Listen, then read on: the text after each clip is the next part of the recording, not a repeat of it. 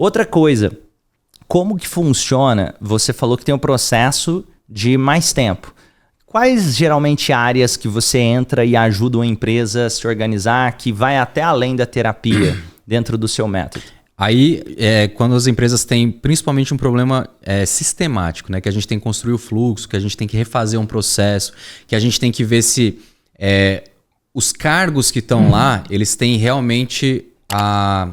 Quando a gente olha a capacidade cognitiva, né? Tem um negócio chamado gestão da complexidade, não sei se você conhece. É um cara que chama Elliot Jaques, que falou lá no Canadá. Ele fez um estudo de 50 anos sobre isso.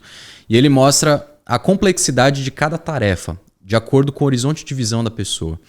Então, quando você coloca isso dentro da função da tarefa, a gente começa a descobrir o que o cara consegue fazer. Porque se ele não tem a capacidade cognitiva da tarefa, ele não vai conseguir fazer. Ou se vai fazer, ele vai demorar muito mais tempo, vai gastar muito mais energia e não vai fazer as outras coisas que ele tem que fazer. Então não vale a pena estar lá. Então a gente vê primeiro se essa lista de funções ela está adequada, se não tem nenhuma tarefa que é além da capacidade do cargo mesmo, e se as pessoas que estão alocadas estão no lugar certo. E aí a gente vai colocando a comunicação entre um setor e outro. Normalmente as pessoas me contratam para fazer um setor específico. De empresa inteira eu nunca cheguei a fazer, mas um setor específico. Então a gente pega como que ela comunica antes, como ela comunica depois e como que a gente vai gerir essa informação ali no meio. E aí a gente faz um fluxo inteiro colocando todos os pontos de checagem, né?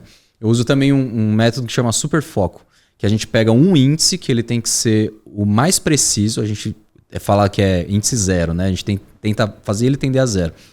Porque a partir desse índice a gente consegue forçar todos os outros KPIs. Então, a gente vai, de fato, montar um processo, ver se existe um processo que é válido, validar esse processo mesmo, colocar os indicadores e colocar as pessoas certas no lugar certo. Então, esse é o trabalho mais extenso que eu faço hoje de consultoria. Legal. E agora, também quero a sua opinião. Por que alguém que é terapeuta ou psicólogo deveria estudar mais sobre constelação, na sua opinião? Porque constelação eu acho que hoje é a terapia, a abordagem, a filosofia que mais fala sobre a inteligência de relacionamentos. Em várias outras a gente fala sobre técnicas de como que a gente vai se comportar, como que a gente vai negociar, como que a gente vai se comunicar, quais são os gatilhos. A constelação ela mostra a postura, que não é necessariamente o que você vai fazer, mas o como você vai fazer isso. Então, quando você começa a perceber que a sua postura perante a ordem é uma e a sua postura perante o equilíbrio é outra, a gente começa a se portar melhor no mundo mesmo. No sentido de que se a gente vai fazer uma relação equilibrada, a gente não pode se enxergar maior ou menor que os outros. Né? Se a gente vai fechar um negócio, isso é uma relação equilibrada. Faz sentido eu chegar aqui, vamos supor que a gente vai fechar uma parceria, eu chegar e falar assim, eu sou muito melhor do que o Romani. Você não vai se entregar ao máximo. E se você fizer também, eu sou muito melhor que o Léo, eu também não vou me entregar ao máximo. Então, o melhor dos mundos é quando a gente consegue entender qual é a ordem da relação e como que a gente usa o melhor potencial dela, né? Inclusive eu estava em São Paulo lá fazendo o método do Davi Braga, do superpotencial, e ele fala muito sobre isso, da gente usar as nossas skills, as nossas habilidades no lugar certo. Se é uma questão de ordem, não faz sentido a gente também querer parecer maior do que a gente é de verdade. A constelação deixa muito claro esse negócio. E para mim a maior contribuição da constelação é que as pessoas, a gente fala muito que a gente tem que ficar no nosso próprio lugar. Então as pessoas elas tendem a querer resolver o problema dos outros antes de resolver o nosso. Ou querer, minha vida tá até bem, mas eu tenho dó da minha mãe, alguma coisa assim. E aí você quer ir lá e resolver o problema da sua mãe. Problemas dos outros são eles que resolvem. Você pode ajudar, você pode dar um auxílio, você pode dar um esclarecimento. Mas resolver um problema, você só vai resolver de verdade se a pessoa resolver. Porque se você resolver por ela, primeiro que ela não vai ganhar a skill necessária, não vai ter a competência necessária que é necessária naquele processo. E terceiro que esse problema vai voltar. E aí você vai ficar toda hora salvando essa pessoa, não faz o menor sentido. A constelação deixa isso muito claro e a gente consegue perceber que a nossa autorresponsabilidade está em resolver realmente os nossos problemas e conseguir carregar um pouquinho de consciência pesada para os outros resolverem o deles também.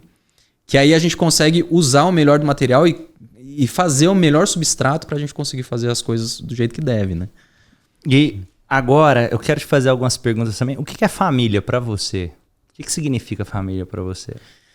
Família para mim é, filosoficamente assim, como o Léo, né? Não como mais terapeuta da constelação. Mas família para mim é realmente todas as pessoas que conseguiram já pagar um preço pelo que eu devo fazer ao mundo hoje. Então, hoje eu sei que eu não sou eu se não fossem meus pais, se não fossem os pais deles e as gerações para trás. Então eu sou uma combinação muito complexa de várias pessoas que se uniram nos momentos certos para estar ali e que eles pagaram preços muito altos para eu estar onde eu tô hoje, né? A vida da minha mãe foi muito mais difícil que a minha, da minha avó foi muito mais difícil que a dela.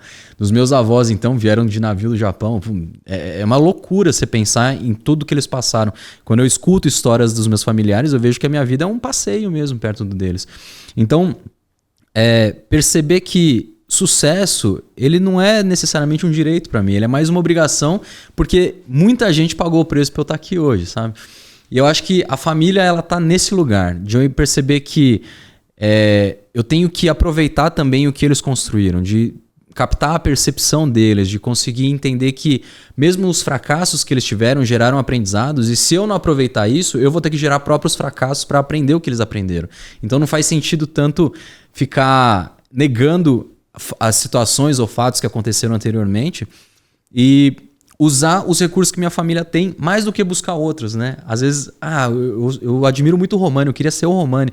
Mas o Romani, ele passou por experiências que não são da minha família. Então, por que não juntar forças com o Romani para a gente conseguir fazer um negócio melhor? O Romani, com toda a experiência da família, com essa gestão complexa que veio da família dele, eu com toda a gestão complexa que veio da minha família, e a gente juntar e fazer um negócio e falar assim, opa, como é que a gente consegue juntar essas duas skills e transformar isso num lugar melhor? A família, para mim, ela mora muito nesse lugar. A honra da família, ela mora muito nesse lugar da gente conseguir olhar para trás e não só agradecer, porque eu não gosto desse termo de gratidão demais, gratiluz demais, de ficar olhando para trás e falando, nossa, como tudo é lindo, mas de poder usar esse negócio a meu favor, né? Porque quando eu olho, por exemplo, para o meu filho, e se eu estou gerando alguns privilégios para ele, eu quero que ele use. Eu não quero que ele fique só falando assim, ai, meu pai foi tão bom para mim. Não, eu quero que ele aproveite isso ao máximo. Então eu acho que a família mora nesse lugar de, principalmente, olhar quais são os preços que já foram pagos e aproveitar que o boleto já está quitado e fazer um bom uso desse negócio. Muito bom, muito bom. E quais foram referências, crenças centrais que talvez a sua família contribuiu para que você tenha, desde essas crenças centrais que podem, de alguma forma, ter potencializado você, ou talvez que tenha gerado uma cobrança, o que você viu assim na sua dinâmica familiar, seja em relação a dinheiro, seja em relação a trabalho, seja em relação à família, que faz o Léo ser quem ele é? Minha família de japonês, de maneira geral, é uma família muito dura, né? É uma família que não conversa muito. A gente tem alguns problemas de comunicação nesse sentido até hoje, né? Mas a minha família sempre foi de duas coisas, muita honestidade e muito trabalho. Então, tem horas até que a Laís, a minha esposa, ela nem entende tanto por que eu quero estar tão envolvido com trabalho assim, porque na família dela não foi dessa forma. Mas na minha família eu via meus avós acordando muito cedo e chegando muito tarde em casa para construir o que eles construíram.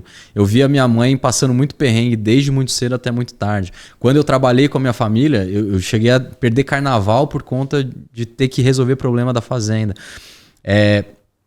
Eu acho que esse valor de trabalho, de fazer acontecer a qualquer preço, a qualquer custo, na verdade, é uma coisa que vem da minha família. E que me ajuda e me atrapalha ao mesmo tempo, né? Porque ao mesmo tempo que eu fico de consciência pesada quando eu não tô trabalhando, e eu falo assim, pô, é assim que minha família faz. Por muitas vezes eu vejo, por exemplo, uma cobrança de dentro de casa de falar assim, você podia estar mais com seu filho, você podia estar mais com a sua esposa, você podia estar mais com a sua família. E pesar isso aqui é uma coisa que está sendo uma experiência boa, principalmente agora, né? Nesse momento de vida que eu tenho. E a outra coisa que é da honestidade é porque eu não conheço um cara que falou mal do meu avô a vida inteira. E muito pelo contrário, eu conheço muitos negócios hoje aqui em Patos que falaram assim, eu só tenho um negócio hoje porque seu avô confiou em mim um dia. Então, esse lance de aprender a confiar nas pessoas é uma coisa que eu apanhei muito por conta disso, porque eu já confiei em quem eu não devia confiar e perdi muito por conta disso, mas eu entendi também que meu avô era muito inteligente para fazer isso. E quando eu faço o resgate de conseguir entender quais eram os critérios que ele usava e qual era a postura que ele usava, de conseguir conversar de maneira mais leve com as pessoas, eu vejo que isso é de uma sabedoria que eu não sei de onde ele traz, de como ele aprendeu, mas que se ele já aprendeu isso, eu posso usar a meu favor, né? Então, esses são os grandes... Ao mesmo tempo que eles são grandes contribuintes, assim, eles são grandes vilões na minha vida, porque foram os maiores tombos e os maiores sucessos que eu tive na minha vida foram por conta dessas duas características.